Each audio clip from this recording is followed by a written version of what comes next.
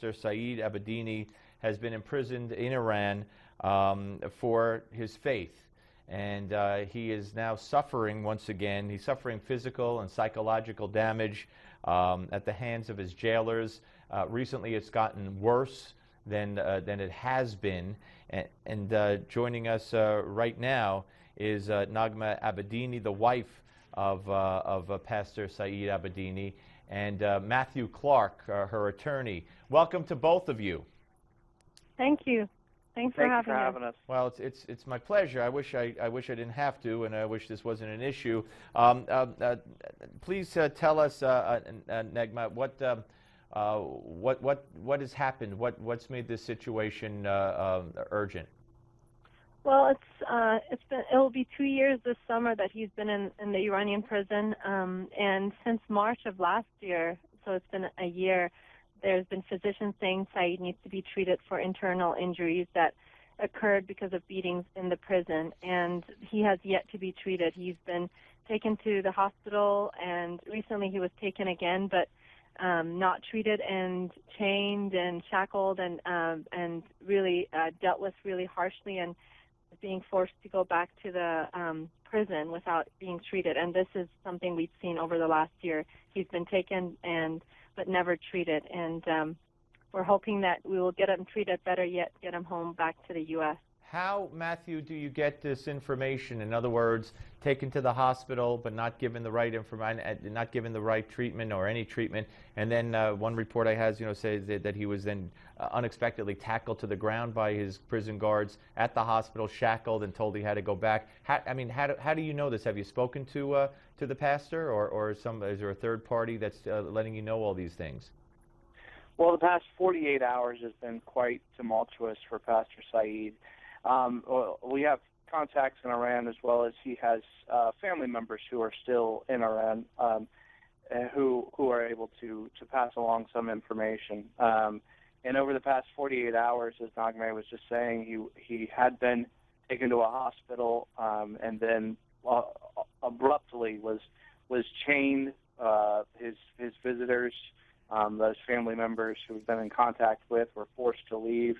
And they were told that he was being ordered back to the prison, back to his cell, and would not be receiving any treatment, would not be receiving any of the surgery that he so desperately needs for those internal injuries.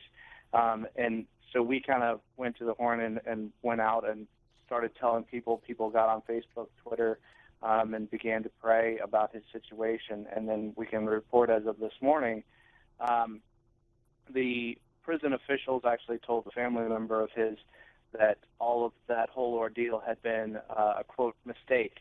And they immediately called the hospital and told them to unshackle him and to allow family members to visit him. And one of them was able to visit him this morning and see that he was no longer shackled this morning.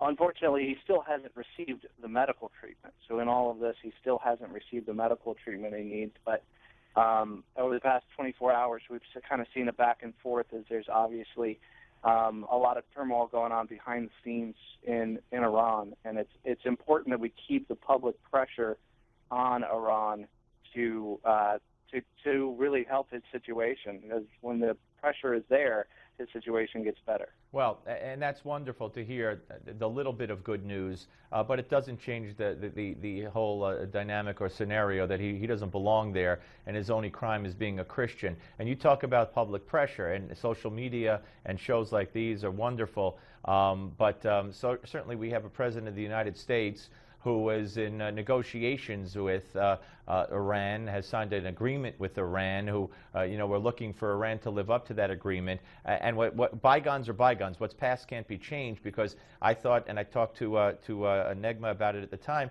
that the president should have used that as some kind of leverage, if demanded as a show of good faith, letting the pastor go. But apparently it wasn't brought up, and it certainly didn't happen. So what would you like to see? I know the EU has brought it up several times. What would you like to see from this government, Naghmeh, that you haven't seen so far, from whether it's Obama, Kerry, or their surrogates, when it comes to your husband? Well, I have seen some movement with comments by Secretary of State John Kerry and President Obama mentioning Saeed at the prayer breakfast, but there hasn't been much response from the Iranian government. It's like they're not really taking it seriously. And I do believe if this was a priority, this religious freedom issue, that he would be home by now. It's been 2 years too long that he's been in that prison suffering just because of his Christian faith, and a lot of countries have spoken out. I just came back from Geneva at the Geneva Summit for Human Rights and Democracy, and so a lot of countries are saying this is not right. And I believe if our government is serious about this, we should be seeing results. So I'm hoping that it didn't end at the prayer breakfast, at the comment the president made there, but that our government will pursue every avenue to bring him home quickly, and he doesn't have to stay there another year or even another month. And Matthew, you're with the ACLJ?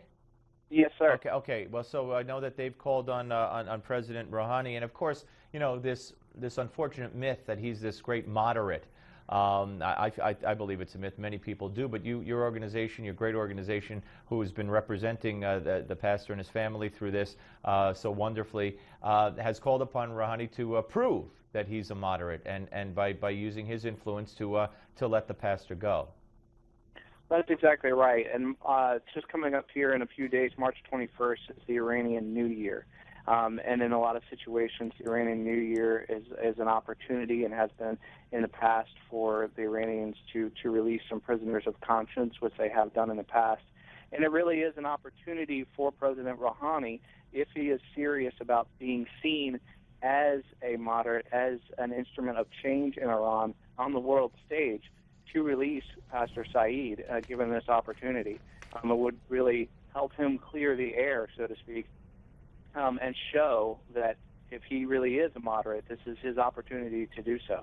Naghmeh, finally, I think it was around the holidays we spoke last time, and I asked you about your children. Of course, as time goes by, children grow very quickly, and they learn very quickly, and they grasp more information. What are you telling them these days about their dad? You know, actually, as time goes by, it gets harder. I thought that they would be more used to it and it would just get easier, but it gets harder. My son's will be celebrating his 6th birthday in a few days, and it's harder.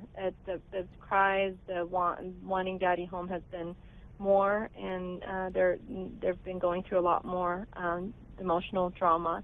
I just tell them that we wait, and I'm doing all that I can. I travel, and I'm doing all that I can, and we pray, and we hope he's home soon. And I hope our president and the people that are talking to the Iranian government see the human side of this and take all action necessary to bring him home. All right, Naghmeh Abedini, Matthew Clark, look, anything we could do, our microphones are always open to both of you. Thank you very much.